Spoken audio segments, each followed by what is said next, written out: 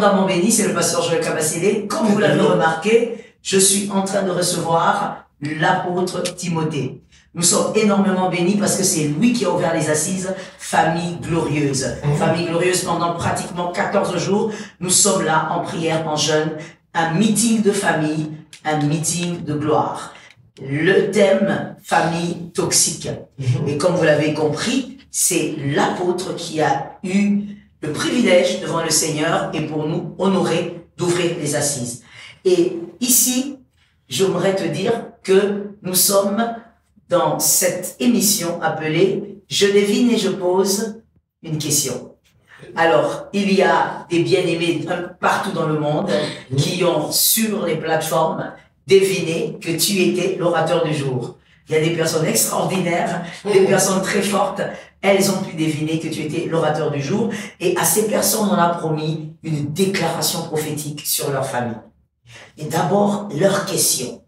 Elles ont deviné que c'était l'apôtre Timothée qui allait ouvrir les assises et elles ont posé leurs questions. Faites la même chose pour le reste des jours. Vous devinez l'orateur, vous posez vos questions et si c'est réussi, nous allons vous bénir en direct. Alors, il y a la première question de Carole Samba. Carole Samba qui pose la question. Comment faire pour vivre un mariage équilibré et épanoui? En quelques minutes. Apôtre. C'est une question de thèse de doctorat, ça. Il faut bien le résumer, comme un bon professeur. Une question de thèse de doctorat. Comment faire pour vivre un mariage équilibré et épanoui? Et épanoui. Wow. Il faut d'abord commencer par choisir une bonne personne. Dans ces mêmes points-là, je peux dire qu'il faut se faire aider par Dieu. C'est mieux de se faire accompagner dans le choix. Pour trouver la bonne personne, il faut se faire accompagner par Dieu. Il faut être vraiment sûr que Dieu est dans votre projet, que Dieu marche avec vous. Amen. Ce qui est très compliqué, je dois le reconnaître, pour beaucoup de gens. Parce que j'ai vu beaucoup de gens tâtonner. Et j'ai vu même beaucoup de gens croire que c'est Dieu qui leur a parlé alors que Dieu n'a rien dit. J'ai vu beaucoup de gens se tromper. Et parfois, même quand les gens croient que Dieu a parlé, ils pensent que quand Dieu a parlé, c'est un gage, c'est fini. C'est la garantie que tout va aller bien et ils ne font plus des efforts. Okay. Or, même quand je donne une bonne personne, c'est peut-être une bonne personne en devenir. Il faut faire des efforts, il faut travailler, il faut travailler sur soi. Sur soi et en même temps que l'autre aussi sont en train de travailler sur lui-même. D'accord. Vous devez tous faire des efforts pour vous rejoindre. Et le centre doit être Christ. Amen. Et ça me permet d'aller dans le troisième point, qui est justement ce centre-là. Le Christ. C'est Christ. Il faut que Christ soit le centre de votre vie. Parce que si, là où vous ne vous mettez pas d'accord, là où vos cultures ne se rejoignent pas, là où votre foi ne se rejoint pas, ou ne se rejoignent pas, vos foi ne se rejoignent pas, là où votre point de vue ne rejoint pas les points de vue de l'autre, si Christ est au milieu, Christ va vous mettre d'accord. Va vous rejoindre. Voilà. Va vous permettre de vous unir. De vous unir. Alors, apôtre, une déclaration prophétique pour Carole Samba, rapidement, puisqu'elle a pu deviner l'orateur et elle a posé la question. Elle s'appelle Carole Samba. Une déclaration sur elle. Carole Samba, je la vois tout le temps sur notre chaîne, même si je la connais pas comme ça, mais je vois ces noms-là. Et c'est vraiment une fidèle téléspectatrice. Et j'ai pris que Dieu bénisse ta vie, Amen. Carole Samba. Amen. Que Dieu te donne un avenir glorieux. Amen. Que Dieu te comble, que Dieu te fasse vraiment bien. Je ne connais pas tes requêtes de prière, mais Dieu qui voit dans les secrets se souvienne de toi. Amen. Qui se souvienne de toi, qui se souvienne que tu as cru en nous, que tu as cru en l'onction qui coule sur nos têtes.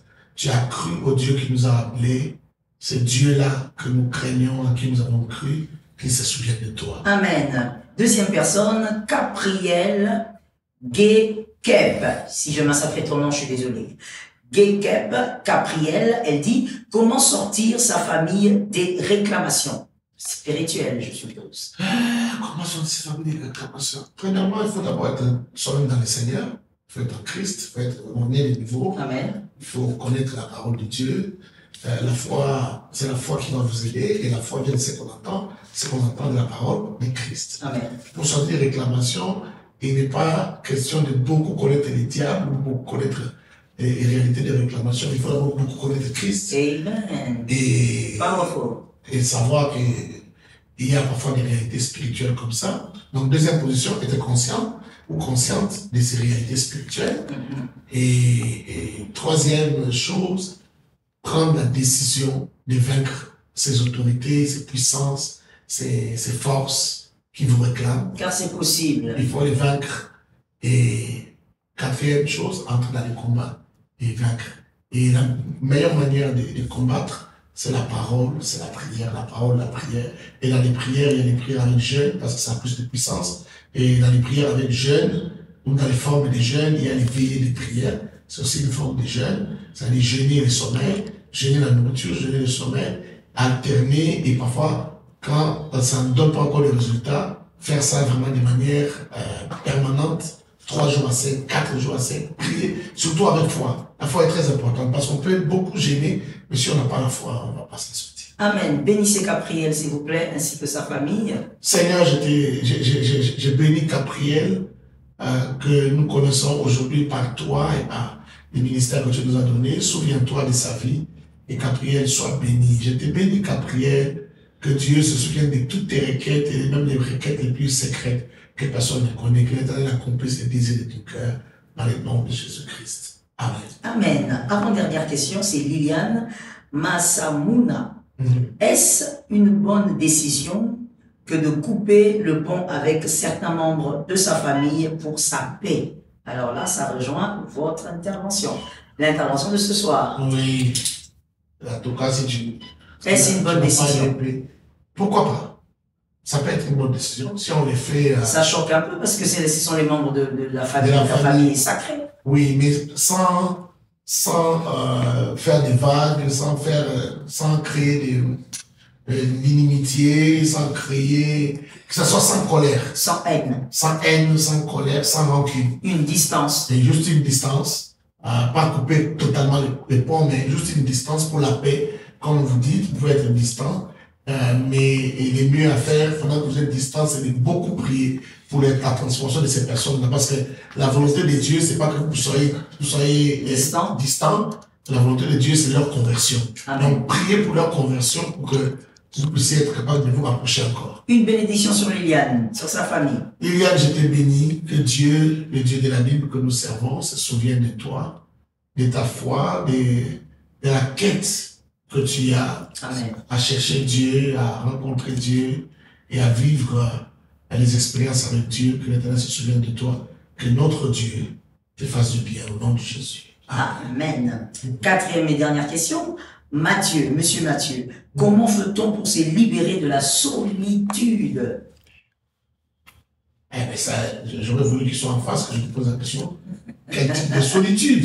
Il y a plusieurs types de solitude. Est-ce que c'est la solitude parce que tu le veux, ou c'est la solitude qui t'envahit comme une dépression? Oui, possible, très possible, qu'ils se sentent envahis par la solitude et qu'ils ne savent pas comment vivre entourés. Il faut faire un effort. Il y a des efforts qui sont à faire qui ne sont pas très spirituels, qui sont juste physiques et matériels. Il faut aller vers les autres. Il faut aller vers les autres, mais il faut savoir choisir des bonnes personnes. Des bonnes personnes, ça ne veut pas dire ceux qui te reprochent jamais, non. C'est pas ça que je veux dire. Mais les bonnes personnes, c'est-à-dire des personnes moins toxiques, et aller vers eux, essayer de les familiariser. Parfois, quand on a grandi casanier, on a grandi introverti, on peut développer ce genre de comportements et puis on ne sait plus changer. Oui. Il faut faire des efforts, il faut aller vers les autres, il faut parler avec les autres, ainsi de suite.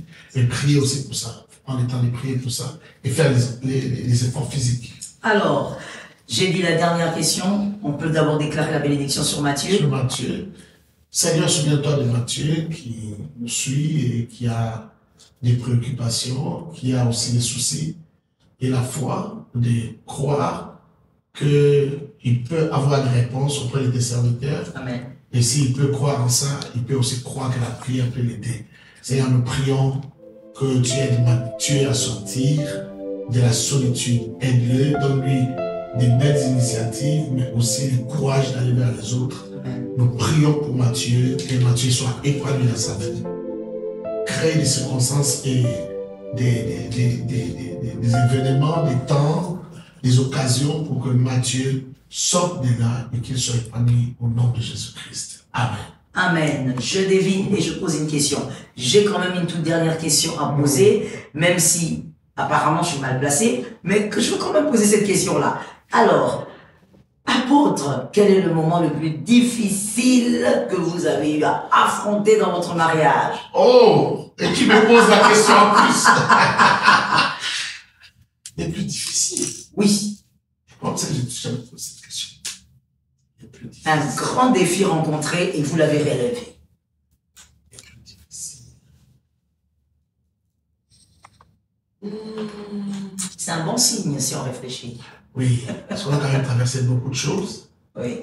Maintenant, quand on te pose la question les plus difficiles, c'est à niveau classé en ordre. Exactement. C'est la hiérarchie là qui est un problème. Oui. C'est la hiérarchie là qui est un problème. Je crois que le plus difficile, c'est pendant les temps d'ajustement, les 3 premières années, Oui. quand je ne savais pas comment faire pour rendre cette femme heureuse. J'avais l'impression que c'était plus difficile que je l'avais pensé, plus difficile que je l'avais prévu. Rendre cette femme heureuse. Elle se plaignait toujours. Elle se plaignait toujours. Il n'y a rien qui était vraiment très très bon pour elle.